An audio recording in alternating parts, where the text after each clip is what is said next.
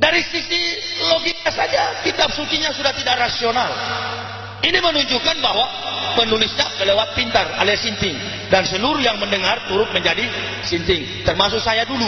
Jadi kalau saya masuk Islam, saya baru sembuh dari sinting. Coba cari itu Al-Quran. Kalau dapat satu kelemahan dalam Al-Quran, berarti memang manusia di atas hebat itu. Saya nggak usah suruh orang. Saya pertama sudah dapat ini kepalsuan ini. 800 kepalsuan ini saya sudah dapat. Terus saya ambil Al-Quran 15. Karena Bible saya 15 di rumah. Al-Quran juga 15. Saya taruh di depan begini dan saya selidiki. Pertama saya buka tuh Al-Quran. Al-Quran bilang begini, aku dapati kamu seseorang yang bingung. Loh, dia tahu. Memang waktu itu saya bingung. Tapi di bawah footnote-nya, di bawah catatan kaki daripada Al-Quran itu, itulah bagusnya Al-Quran. Di bawahnya ada catatan kaki, alias asbabul nuzul. Jadi ada alasan-alasan turunnya ayat dan pernyataan-pernyataan yang sangat asing dijelaskan di bawah catatan kaki itu. Jadi katanya bingung mencari kebenaran. Dia tahu. Saya tutup. Saya agak lama isap rokok lagi. Dan saya buka secara spontan, refleks saya buka. Tak, lihat lagi. Di sini lagi. Itu saya nggak tutup. Saya buka satu persatu. Saya cari ayat-ayat yang punya tanggal, bulan dan tahun. Akhirnya saya dapat surat Al-Kahfi, Ashabul Kahfi. Itu katanya 4 pemuda masuk ke dalam gua bersama seekor anjing dan mereka hidup 309 tahun. Tetapi di dalam versi Indonesia, tetapi Allah tidak, seorang pun tidak tahu berapa jumlah mereka. Cuma Allah yang tahu. Begitu bunyinya. Nah, saya ambil Al-Quran tahun 78 dan saya lingkari dengan pensil. 309 tahun. Saya selidiki. Al-Quran kedua saya selidiki. Sama. Yang masuk ke dalam 4 orang dengan seekor anjing, bukan beruang. Kalau dia berubah jadi beruang, saya juga barangkali ragu dengan Islam. Al-Quran ketiga, Al-Quran keempat, Al-Quran kelima, Al-Quran keenam. Saya capek buka, saya pikir jangan-jangan di 7 ini baru memang dia salah. Saya buka Al-Quran ke-7, sama dengan Al-Quran 1 dan kelima, 6 itu. Sampai 14 Al-Quran, tinggal 1 Al-Quran, saya buka. Kalau ini 1 tidak betul, saya tidak masuk Islam. Maka saya waktu itu pilih untuk ateis. Karena dua-dua sudah nggak benar. Kristen saya sudah tahu sudah tidak betul. Terakhir Al-Quran saya buka dan saya dapati sama dengan Al-Quran 1 sampai 14. Saya panggil istri saya dan saya katakan, ayo kita masuk Islam. Ini dia yang betul. Istri saya bilang, memang kamu sudah gila barangkali ya. Yang hidupkan kita selama ini adalah Yesus itu juru selamat. Padahal Yesus ini bukan orang Israel, orang bule yang di kayu salib itu. Itu yang di kayu salib. Kalau orang Bani Israel asli, nah ini Bani Israel asli mana orang? Ini yang bagaimana orang Arab? Itu yang Israel asli. Nah seperti abah sana, itu yang Israel asli. 63 Masehi sebelum Masehi sampai 70 Masehi Romawi menjajah Yerusalem dan baru ada asimilasi, perkawinan campur, bagaimana meruntuhkan iman, status sosial daripada orang Yerusalem. Maka Romawi dengan strategi perang politik mengirimkan perempuan Romawi, terjadilah asimilasi kawin campur, lahir Bani Israel putih yang tidak benar lagi, yang tidak tulen lagi, namanya Yahudi. Jadi yang kulit putih itu, tapi sesungguhnya Israel itu adalah Arab, karena tidak ada negara Israel dulu itu, tidak ada. Semua itu adalah wilayah Uni Emirat Arab. Begini contohnya supaya lebih simpel lagi, lebih sederhana lagi. Pak Margono datang ke Makassar. Sampai di Makassar, Pak Margono punya anak laki-laki namanya Sutioso. Setelah Sutioso tumbuh dewasa, orang bertanya, sok ente wong opo? Nggak mungkin dia katakan, saya orang Makassar. Tidak mungkin, karena Pak Margono adalah berasal dari Jawa. Maka dia katakan, saya orang Jawa. Ibrahim diperintahkan Allah Subhanahu wa taala, engkau pergi ke Palestina, pergi ke Kanaan, tinggalkan Ur Kasdim, tinggalkan Syam, tinggalkan Iran yang sekarang, kau pergi ke Palestina. Sampai di Palestina lahir anak namanya Ismail. Kemudian Ismail punya adik Ishak, dari Ishak punya anak namanya Yakub. Dari Yakub datang ini 12 bangsa biadab Yahudi sekarang, Israel. Jadi dari nenek moyangnya sana orang Teheran, orang Iran, ya orang Arab. Kok tiba-tiba ada pembatasan kultur begitu ya?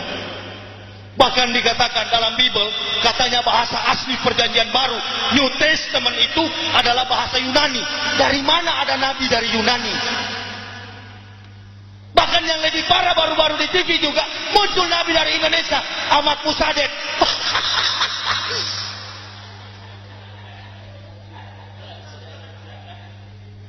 Subhanallah, kurang ajar betul ya. Sedangkan dari Yunani masih diragukan status silsilahnya sebagai habaib. Muncul lagi politikus kelas teri. Dari face-nya saja kelihatan tegang. Bukan seorang nabi, nggak bercahaya, saya lebih bercahaya. Ahmad Musadek, nabi palsu. Saya ceramah di Makassar, kalau ada orang ngaku nabi setelah Nabi Muhammad, itu N diganti B, jadi babi. Haram. Ya haram, bukan berarti dianya yang babi. Siapa tahu dia masih bertobat.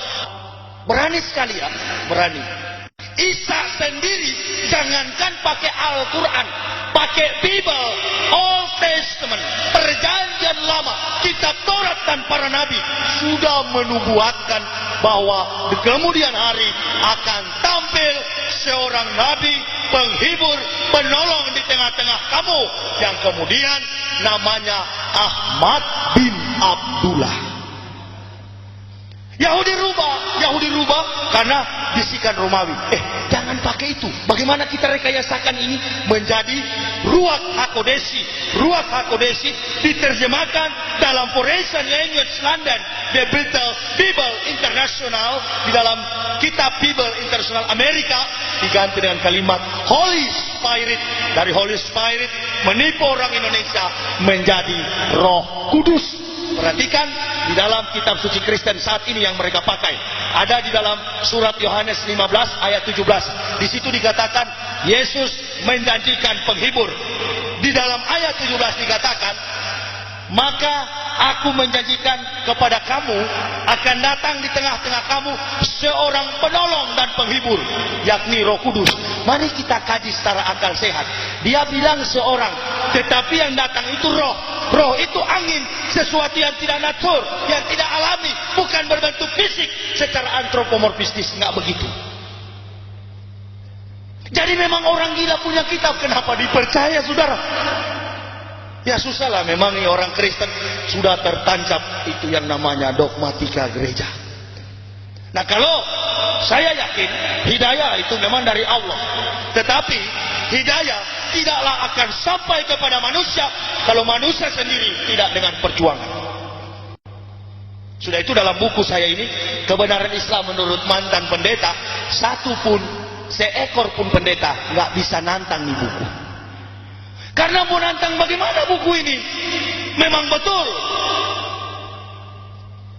Seorang profesor perjanjian baru di Manado, dia cuma katakan sama saya, Yahya, kalau kamu sudah masuk Islam, nggak usahlah ungkap-ungkap agama kita. Oh, saya bilang nggak. Bila perlu Anda juga harus masuk Islam. Ya, saya sudah punya agama. Kita itu Yahya, Islam Kristen sama saja. No. Kamu nggak punya ras agama Kristen, nggak punya ras. Yahudi punya pengakuan Sema Israel, Yahweh Elohim, Yahweh Ahad. Susahnya nih pendeta di Indonesia ini tidak tahu speak Ibrani. Yang tahu dulu hanya 3 orang. Pendeta rektor, mantan rektor Satya Wacana yang sudah, pendeta Victor Immanuel Tanja, pendeta Franz William Paat, dan sekarang sudah meninggal di neraka. Tinggal 1 yang masih hidup, saya. Jadi kalau berdebat tentang kebenaran sulit karena tidak menguasai bahasa Ibrani. Jadi kalau cari Roh Kudus dari mana? Mati kutu, nggak bisa jawab. Sudah itu saya nulis buku ini, saya sarankan kepada orang Kristen dan pendeta-pendeta, tolong kalau Yesus dijadikan Tuhan dan Juru Selamat, beberapa ayat di dalam Bible dicari solusinya. Bahkan saya sarankan kepada Alkitab, Matius 3 ayat 11 sampai 17 ditukar dengan Matius 13, dengan Matius 11, pindah ke atas, dari atas ke bawah, bawah ke atas. Saya sarankan begitu. Karena memang pemahaman saya, kenapa saya masuk Islam? Karena pemahaman saya sudah tidak cocok percaya kepada majalah Bobo. Majalah Bobo itu hanya boleh digunakan oleh anak yang berusia 0 sampai 7 tahun. Saya sudah 36 tahun, sudah cukup pakai majalah Bobo, bohong-bohongan, dongeng-dongengan, stop. Saya harus pakai majalah dewasa, kehidupan yang menyangkut eksistensi kehidupan kekal, hanya ada di dalam Al-Quran. Jadi kalau orang bilang, Al-Quran itu kan rekayasanya Nabi Muhammad, ini teologi Kristen. Ini gobloknya minta ampun loh. Dari Kejadian sampai Maleaki, 39 kitab perjanjian lama. Dosen-dosen perjanjian lama mengatakan, para mener-mener yang ada di STT, hei mahasiswa sekolah teologi, rumus bahasa asli perjanjian lama dari Kejadian sampai Maleaki, bahasa aslinya bahasa Ibrani. Bahasa asli perjanjian baru dari Matius sampai Wahyu, Apokalipsis, bahasa aslinya bahasa Yunani. Tapi sayang, satu kata pun bahasa Ibrani tidak ada di dalam perjanjian lama.